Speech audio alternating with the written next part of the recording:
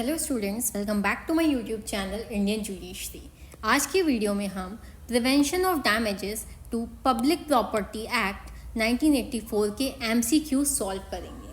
ठीक है, सबसे पहले मैं आपको बताना चाहती हूँ कि 1 अगस्त से हमारा बिल्कुल फ्री एडीपीओ का बैच लॉन्च हो चुका है। ठीक है, इसकी जो डिटेल्ड वीडियो है प्रिवेंशन और damages to public property act की, वो पोस्ट की जा चुकी है। आप एडीपीओ वाली प्लेलिस्ट खोलेंगे, वहाँ आपको मिल जाएगी। ठीक है, एक वीडियो होगी जो 4 साल पहले जब वैकेंसी आई थी तब की, लेकिन जो अभी फ्रेश वीडियो अपलोड हुई है वो fresh amendments, fresh case laws और बहुत सारे इलस्ट्रेशन के साथ में है। ठीक है, तो जिन्होंने अभी कल वाली वीडियो नहीं देखी है वो जाके सबसे पहले वीडियो को डिटेल में समझिए, तभी आप जाके ये सारे क्वेश्चंस जो हैं वो अटेम्प्ट कर पाएंगे। और क्वेश्चन अटेम्प्ट करते समय वीडियो को पॉज ज़रूर कीजिएगा। पहले खुद से चेक करिए कि आपको कितना आता है, आपने कितना सीखा है।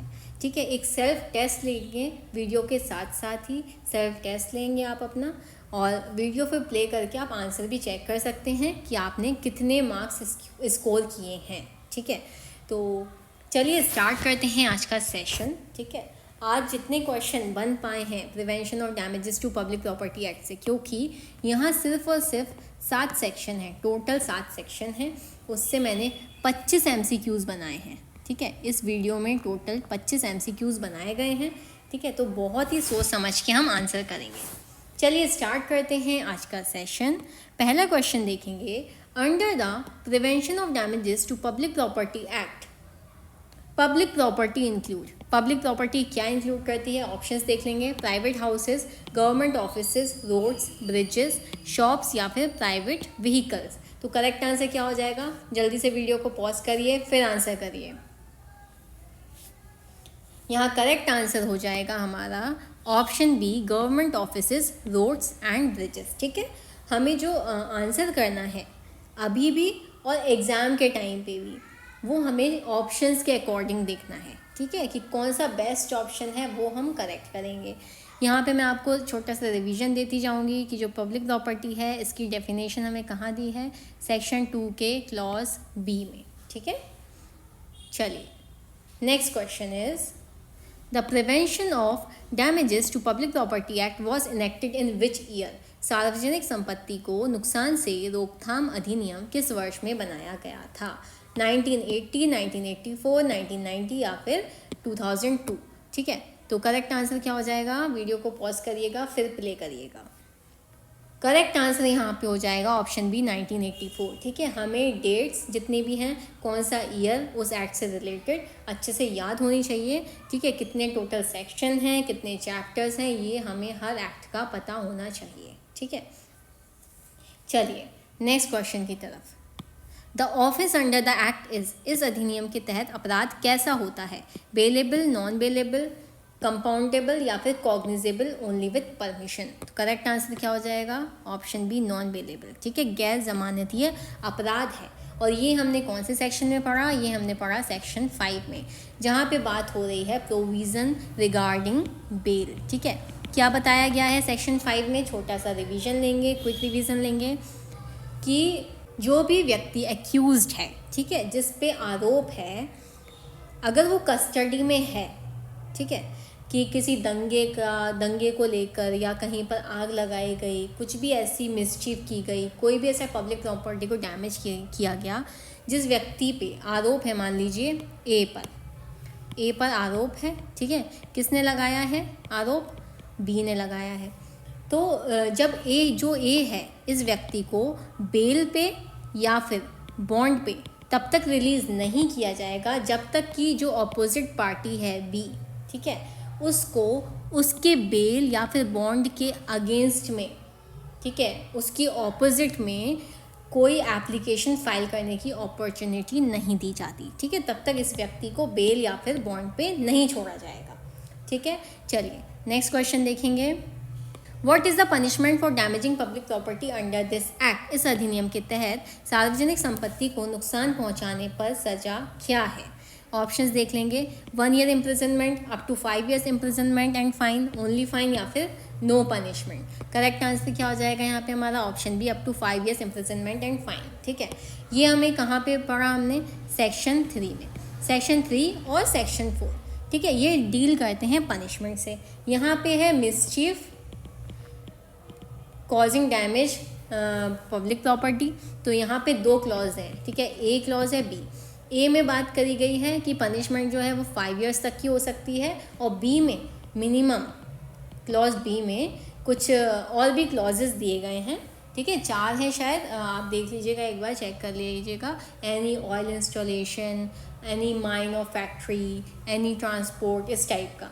अगर ऐसी पब्लिक प्रॉपर्टी को नुकसान पहुंचाया जाएगा तो मिनिमम 6 months की पनिशमेंट जो है कंपलसरी है, जो कि 5 years तक हो सकती है विद फाइन। ठीक है, और वहाँ पे एक प्रोविजो भी ऐड किया गया है कि अगर 6 महीने से कम की सज़ा दी जा रही है तो रीज़न रिकॉर्ड करना होगा जजमेंट में कि ऐसा जजमेंट क्यों किया गया है।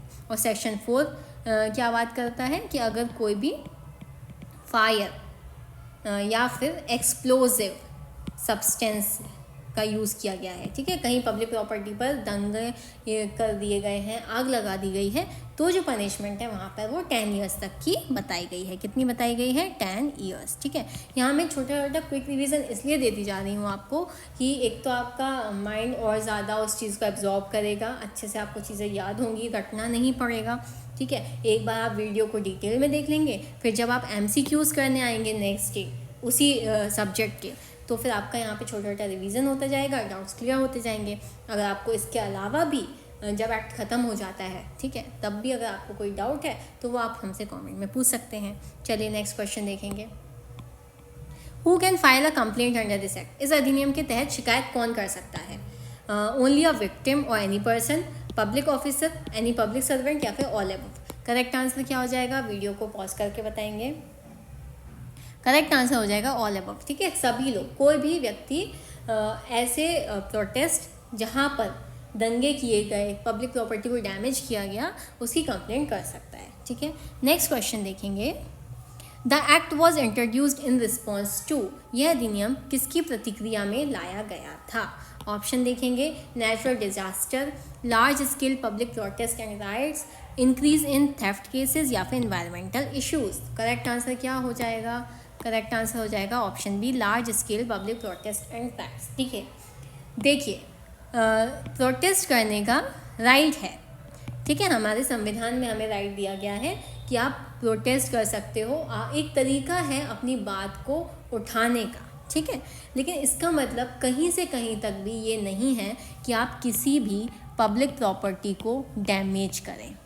ठीक है, ये राइट आपको कोई भी नहीं देता है। ठीक है, तो प्रोटेस्ट करिए, जो भी आपकी लड़ाई है या जो भी आपको आवाज़ उठानी है वो कानूनी तरीके से उठानी है, कानून को तोड़ना नहीं है। इस चीज़ के अगेंस्ट में ये एक्ट जो है इंट्रोड्यूस किया गया था। चलिए नेक्स्ट क्वेश्चन देखेंगे, question number 7। Under section 4 of the act, damage to public property by fire and explosive substance is punishable with imprisonment which may extend to.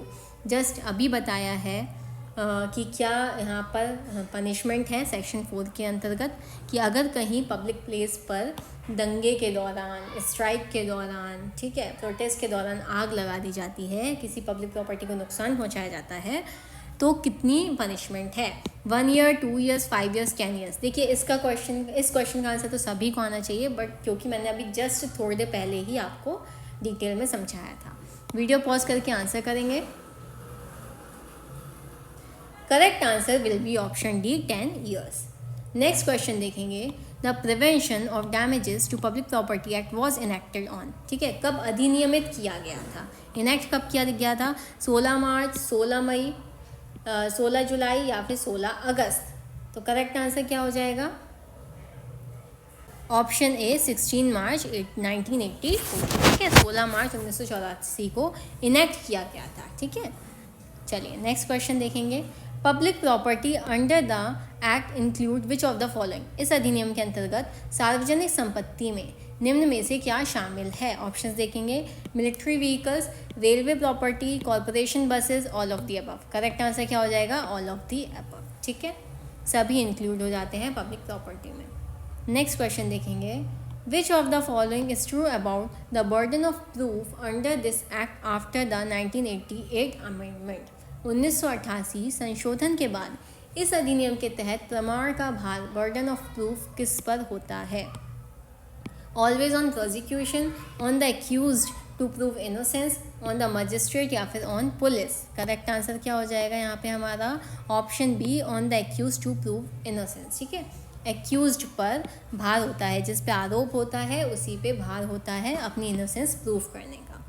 चलिए नेक्स्ट क्वेश्चन, बहुत ही इंपॉर्टेंट केस लॉ है। In which landmark case did the Supreme Court recommend stricter liability for political leaders for damage to public property? किस प्रमुख मामले में supreme court ने नेताओं को सार्वजनिक संपत्ति के नुकसान का उत्तरदायी ठहराने की सिफारिश की थी? ऑप्शन देखेंगे, Maneka Gandhi versus Union of India, in re destruction of public and private properties versus state of Andhra Pradesh, SR Bommai versus Union of India, Kesavananda Bharati versus state of Kerala? Correct answer क्या हो जाएगा? Option B, re destruction of public and private properties versus state of Andhra Pradesh. इस case को मैंने detail में इसी act में यानी कि लास्ट वीडियो में डिटेल में समझाया है। जिन्होंने अभी तक वीडियो नहीं देखी है वो जाके देख सकते हैं। Next question, question number 12, the main objective of the PDPP act is to?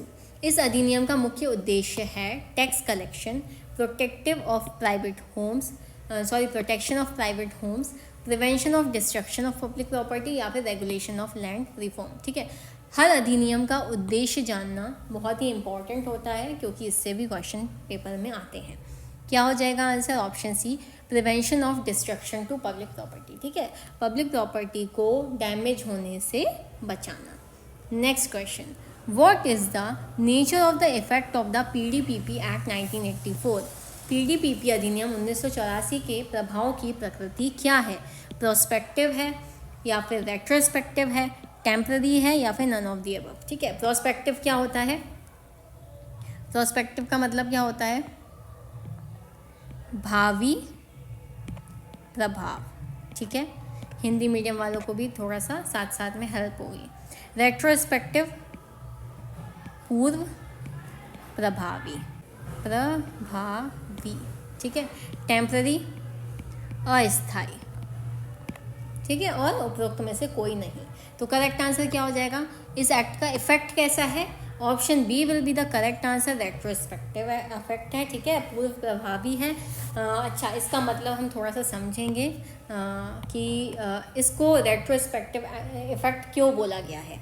इसलिए बोला गया है क्योंकि इसकी जो इनेक्टमेंट डेट है ना, इनेक्टमेंट डेट है इसकी 16 मार्च 1984, और इन्फोर्समेंट डेट की बात करें कि ये लागू कब हुआ, इन्फोर्समेंट डेट जो है इसकी वो है 28 जनवरी 1984। ठीक है, मतलब कि ये इन्फोर्स पहले ही हो गया था, 28 जनवरी 1984 में ही ये इन्फोर्स हो गया था, जबकि इनेक्ट जो हुआ है ये हुआ है 16 मार्च से। ठीक है, तो इसका जो प्रभाव है इस एक्ट का वो प्रभाव है पूर्व प्रभावी। ठीक है, पहले से ही ये प्रभाव में है 28 जनवरी से, इनेक्ट होने के पहले से ही। ठीक है, इसलिए इस एक्ट को बोला जाता है रेट्रोस्पेक्टिव। ठीक है, तो ध्यान रखिएगा कि इसका इफेक्ट जो है वो रेट्रोस्पेक्टिव है, यानी कि पूर्व प्रभावी है। ठीक है, वरना आप लोग के देखते हैं कभी भी कोई एक्ट पढ़ते हैं तो इनेक्टमेंट पहले होता है फिर इन्फोर्समेंट होता है, लेकिन ये इसको हम कह सकते हैं कि एक एक्सेप्शनल एक्ट है जिसका इन्फोर्समेंट पहले हुआ है और इनेक्ट बाद में हुआ है। ठीक है, आई होप आपको क्लियर हुआ होगा। चलिए next question is, offences under the PDPP act are tried in which court? PDPP अधिनियम के तहत अपराध की सुनवाई किस न्यायालय में होती है? Session court, family court, judicial magistrate first class या फिर सुप्रीम कोर्ट? करेक्ट आंसर क्या हो जाएगा? Judicial magistrate first class. ठीक है, इस एक्ट का जो ट्रायल होता है वो JMFC करती है। नेक्स्ट क्वेश्चन देखेंगे, minimum punishment under section 3 is? धारा 3 के तहत न्यूनतम सजा क्या है? तो ऑप्शन इसका आंसर बताएंगे आप, 3 मंथ्स, 6 मंथ्स, 1 ईयर, 2 ईयर। ठीक है, ये भी मैंने अभी थोड़ी देर पहले ही डिटेल में बताया है, तो इसका आंसर भी सबको आना चाहिए। वीडियो को पॉज करके जल्दी से आंसर करिए। Correct answer is option B 6 months. ठीक है, कौन से सेक्शन में दिया है? सेक्शन 3 का जो हमारा सब सेक्शन 2 है। चलिए अब चलते हैं नेक्स्ट क्वेश्चन की तरफ। Question number 16, which is the leading case where Supreme Court took suo motu cognizance regarding damage to public and private property during protest? वह प्रमुख मामला कौन सा है जिसमें सुप्रीम कोर्ट ने स्वतः संज्ञान लिया था? ठीक है, suo motu cognizance लिया था कि विरोध प्रदर्शनों के दौरान सार्वजनिक और निजी संपत्ति का नुकसान हो रहा है। ऑप्शन देखेंगे, state of Andhra Pradesh versus McDowell, Redistribution of Public and Private Properties versus State of Andhra Pradesh, People's Union for Civil Liberties versus Union of India, या फिर Keshavananda Bharati versus State of Kerala। Correct answer क्या हो जाएगा? Redistribution of Public and Private Properties versus State of Andhra Pradesh। तो जब बहुत ज़्यादा दंगे हो रहे थे, प्रोटेस्ट हो रहा था और पब्लिक प्रॉपर्टी को बहुत ज़्यादा नुकसान पहुँचाया जा रहा था, तब सुप्रीम कोर्ट ने खुद ही इस मामले को संज्ञान में लिया था। ठीक है, चलिए नेक्स्ट क्वेश्चन की तरफ। The act came into force on, यह अधिनियम कब लागू हुआ था? जस्ट अभी मैंने आपको बताया है थोड़ी देर पहले, इसका आंसर भी सबको आना चाहिए। 1 जुलाई 1984, 16 मार्च 1984, 28 जनवरी 1984 या फिर 2 अक्टूबर 1984। करेक्ट आंसर क्या होगा? वीडियो पॉज करके बताएंगे। तो करेक्ट आंसर हो जाएगा यहाँ पे 28 जनवरी 1984। ठीक है, ये तो आपकी इन्फोर्समेंट डेट है और 16 मार्च जो है वो आपकी इनेक्टमेंट डेट है। क्लियर? चलिए नेक्स्ट क्वेश्चन की तरफ। The prevention of damages to public property act was enacted during the tenure of which prime minister? PDPP अधिनियम किस प्रधानमंत्री के कार्यालय में अधिनियमित हुआ था? ये भी आपको पता होना चाहिए। ऑप्शंस देखेंगे, Indira Gandhi, Rajiv Gandhi, VP Singh, PV Narasimha Rao. Correct answer क्या हो जाएगा? जब ये एक्ट जो है इनेक्ट हुआ तब कौन थे प्राइम मिनिस्टर हमारे? तो आंसर हो जाएगा ऑप्शन बी, राजीव गांधी जी। ठीक है, और अगर आपसे क्वेश्चन पूछ लिया गया कि प्रेसिडेंट कौन था उस समय, ठीक है, सब पता होना चाहिए आपको, एक एक चीज़, एक एक डिटेल पता होनी चाहिए अगर आपको एग्ज़ाम क्रैक करना है तो यहाँ पर हमारा आंसर हो जाएगा ज्ञानी ज़ैल सिंह जी। ठीक है, चलिए next question is, public property includes property owned by. सार्वजनिक संपत्ति में किसकी संपत्ति शामिल होती है? इंडिविजुअल्स, पॉलिटिकल पार्टीज, गवर्नमेंट और कॉरपोरेशंस या फिर NGOs। करेक्ट आंसर क्या हो जाएगा यहाँ पे हमारा? ऑप्शन सी, गवर्नमेंट और corporations. Next question, public property is defined under which section of prevention of damages to public property act 1984? इस क्वेश्चन का भी आंसर मैं आपको पहले दे चुकी हूँ। सार्वजनिक संपत्ति की परिभाषा सार्वजनिक संपत्ति को क्षति से रोकथाम अधिनियम 1984 की किस धारा में दी गई है? Section 2A, section 2B, section 3 या फिर सेक्शन 3A। करेक्ट आंसर क्या हो जाएगा? Option B, section 2B। ठीक है, सिर्फ 2 ही डेफिनेशन है यहाँ पे हमारी। 2B में पब्लिक प्रॉपर्टी है और 2A में क्या दिया है? मिसचीफ। ठीक है, चलिए next question is question number 21। The term mischief as used in PDPP Act is defined under which section of the भारतीय न्याय संहिता 2023? सार्वजनिक संपत्ति को क्षति से रोकथाम अधिनियम में प्रयुक्त शरारत, मिसचीफ, यहाँ पे शरारत थोड़ा सा गलत हो गया है, जो सही वर्ड है इसका दैट इज रिष्टि। रिष्टि शब्द की परिभाषा भारतीय न्याय संहिता की किस धारा में दी गई है? सेक्शन 320, सेक्शन 321, सेक्शन 322 या फिर सेक्शन 323। करेक्ट आंसर क्या हो जाएगा? Option C, section 322। ठीक है, जो यहाँ पर शब्द यूज़ किया गया है मिसचीफ और रिस्की, सेक्शन 2A में। ठीक है, इसकी डेफिनेशन सेम वैसी ही है जैसी भारतीय न्याय संहिता के सेक्शन 322 में दी गई है। और अगर आपसे क्वेश्चन में पूछ लिया जाए कि IPC में कौन से सेक्शन में दी है, तो दैट इज़ 425। ठीक है, क्योंकि आपका जो क्वेश्चन है वो BNS IPC किसी से भी पूछा जा सकता है, इसलिए हमें दोनों पता होना चाहिए। Next question is, how many sections are there in the prevention of damages to public property act? इस एक्ट में कुल कितनी धाराएं हैं ये भी मैं आपको सबसे स्टार्टिंग में बता चुकी हूँ। सेक्शन 4, 5, 6, 7, टोटल कितने सेक्शन हैं? Option D is correct answer, total 7 section है। ठीक है, नेक्स्ट क्वेश्चन देखेंगे, which case led to the formation of the justice K T. Thomas committee for reforming the prevention of damages to public property act. सार्वजनिक संपत्ति को क्षति से रोकथाम अधिनियम 1984 में सुधार के लिए जस्टिस के.टी. थॉमस समिति का गठन किस मामले के निर्णय में किया गया था? ऑप्शन देख लेंगे हम, Olga Tellis versus Bombay municipal corporation, re destruction of public and private properties versus state of Andhra Pradesh, M C. Mehta versus Union of India, या फिर S R. Bommai versus Union of India. Correct answer क्या हो जाएगा? करेक्ट आंसर हो जाएगा option B, re destruction of public and private properties versus state of Andhra Pradesh. ठीक है, इसी केस में जो है जस्टिस के.टी. थॉमस कमेटी का गठन किया गया था। लास्ट वीडियो आप जाके देखिए, प्रीवियस वीडियो इसी एक्ट की डिटेल में, उसमें पूरा केस जो है आपको डिटेल में समझाया गया है। Next question is, under the prevention of damages to public property act, public property refers to सार्वजनिक संपत्ति को क्षति से रोकथाम अधिनियम 1984 के अनुसार सार्वजनिक संपत्ति किस प्रकार की मानी जाती है? Only movable property, only movable property, both movable and immovable, या फिर ऑप्शन डी है नाइदर मूवेबल और नॉट इमूवेबल। करेक्ट आंसर क्या हो जाएगा? Option C, both movable and immovable property. ठीक है, चल और अचल दोनों संपत्ति ही पब्लिक प्रॉपर्टी में आती हैं under the prevention of damages to public property act. ठीक है, कौन सा सेक्शन है एक बार फिर से रिमाइंड कर लीजिए, सेक्शन 2B। लास्ट क्वेश्चन देखेंगे आज के सेशन का, which of the following is the purpose of section 7 of the prevention of damage to public property act. सार्वजनिक संपत्ति को क्षति से रोकथाम अधिनियम की धारा 7 का उद्देश्य क्या है? To define public property, to prescribe punishment, to repeal the PDPP ordinance 1984 and save actions taken under it, या फिर to appoint officer under the act. क्या करेक्ट आंसर हो जाएगा यहाँ पे हमारा? Option C, to repeal the PDPP ordinance 1984 and save actions taken under it. जो section 7 है वो किससे डील करता है?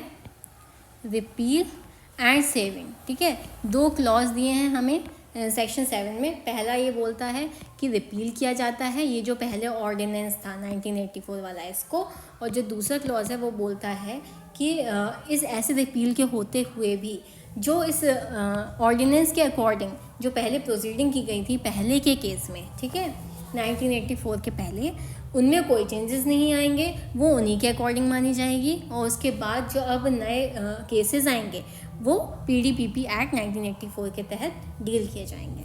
ठीक है, तो आई थिंक पूरा की पूरा एक्ट जो है वो इन 25 क्वेश्चंस में कवर हो गया है। जितना डिटेल मैं आपको MCQs के थ्रू दे सकती थी वो मैं आपको यहाँ पर कम्प्लीटली दे चुकी हूँ। अगर किसी को कोई डाउट है इस एक्ट से या फिर किसी MCQ में कोई डाउट है तो आप हमें कमेंट में पूछ सकते हैं।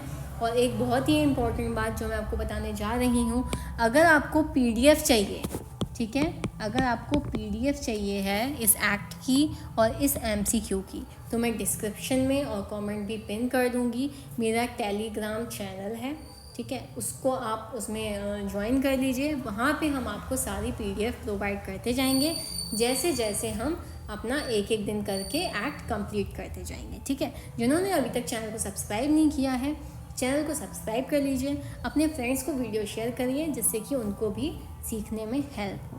तो मिलते हैं नेक्स्ट वीडियो में न्यू एक्ट के साथ। Please do like, share and subscribe. Thank you for watching.